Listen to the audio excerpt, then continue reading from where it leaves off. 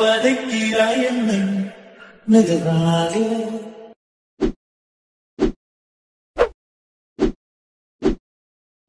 Hi guys, welcome back to my channel Shivers official.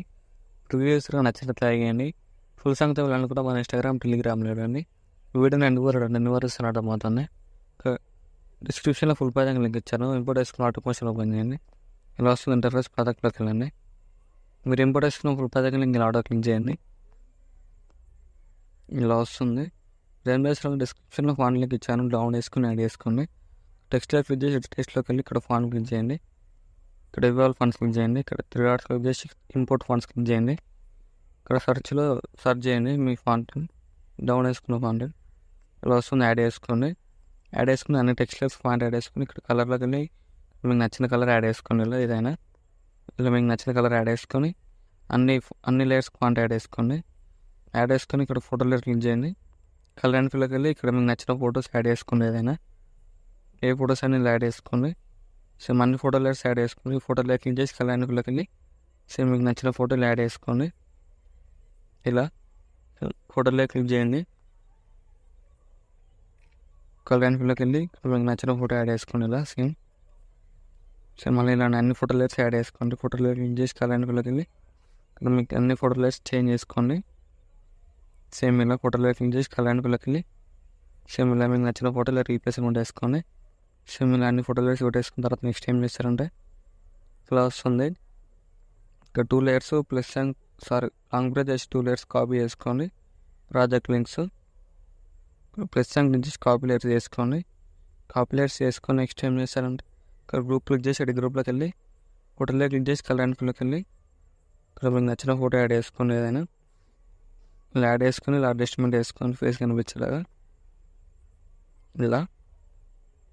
ఇలా వస్తుంది.